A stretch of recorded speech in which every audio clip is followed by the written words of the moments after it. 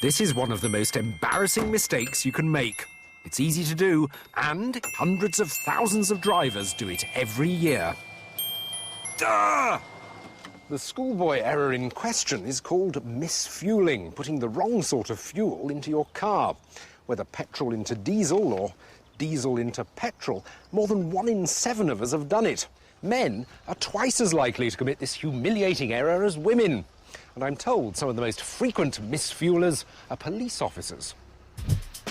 Your garage is likely to prescribe a new fuel tank, new fuel lines, a new fuel pump, new injectors, in fact, the whole fuel system at a cost of thousands of pounds. Factor in the environmental problem of disposing of contaminated fuel, and you can see why misfueling costs British motorists millions of pounds a year. Sometimes your insurance will cover the mistake, but often it won't. But is it really necessary to replace everything, or would, say, a quick blast down the road with the right fuel be enough to sort everything out? To find out, I bought a couple of old cars, one diesel and one petrol, and we're going to see how they cope on the wrong fuel. First, I'm going to try putting diesel into a petrol car. Now, in practice, diesel nozzles are slightly wider than petrol ones, and any petrol car with a catalyst should have a narrower fuel filler neck that prevents misfueling.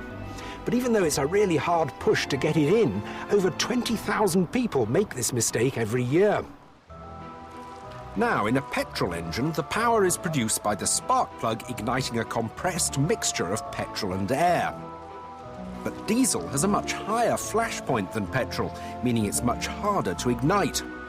So there's a possibility the engine just won't go at all. The tank in our Escort was nearly empty of unleaded, and I'll be putting in 5 litres of diesel.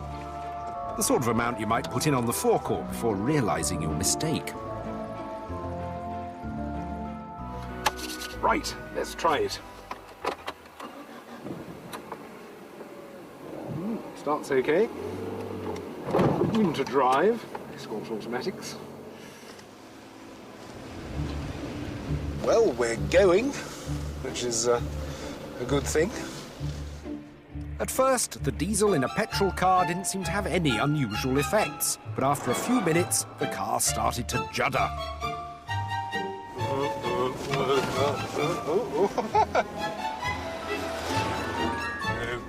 I think we'll have to do something. This is not a very well car at all.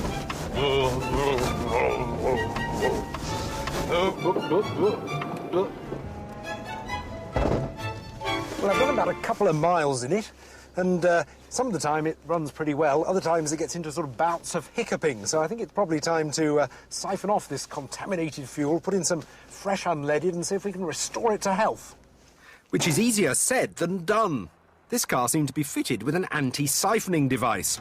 So we abandoned the idea, left the diesel in it, and filled it up with its usual petrol. Surprisingly, after a few minutes, the car seemed pretty much back to normal. But has its brief encounter with the wrong fuel damaged the catalyst? We did an emissions test to find out. Is that a... Right, it is. It passed. So, putting diesel into your petrol car doesn't seem to be a disaster, at least once you've recovered from your initial loss of faith. But what about putting petrol into a diesel? Putting petrol into a diesel is much more common. It's much simpler to do.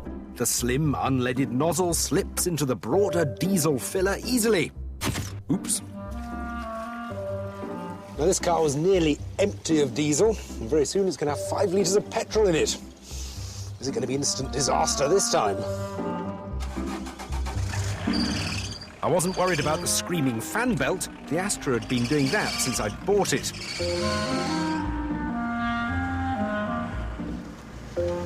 And, amazingly, it seems to be running okay. That could be leading me into a false sense of security.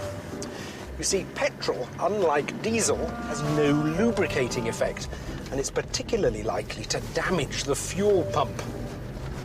A more modern diesel would be much more likely to be damaged by now, because the pumps run at much higher pressures and to tighter tolerances.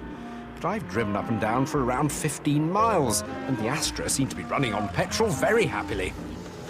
Hey! If anything, it feels a bit quicker.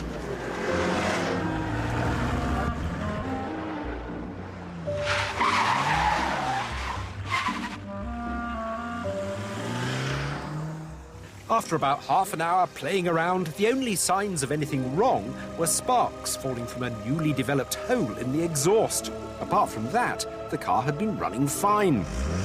But then, during our emissions test, things took a turn for the worse. Not try it again, was it? He said when he took... See, that's flat. It's going to stop. Ah!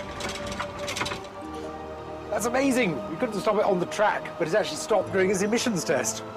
Let's try and start it again. Probably might go. Ah! Oh, sorry.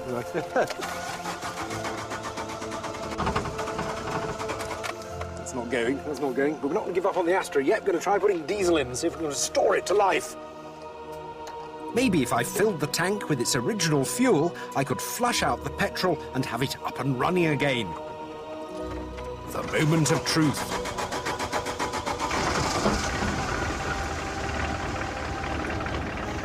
Strange noises. It looked like a victory. But then, the engine died again. Eventually, after a few attempts, I had it working again. The diesel was starting to run through normally. The smoke gradually turned to the right diesel-y colour. Time for a test drive. And it was fine. The very next day, I went shopping in it. The day after that, I took it for a 200-mile drive on the motorway. It certainly proves you don't always need to replace the fuel system at great expense.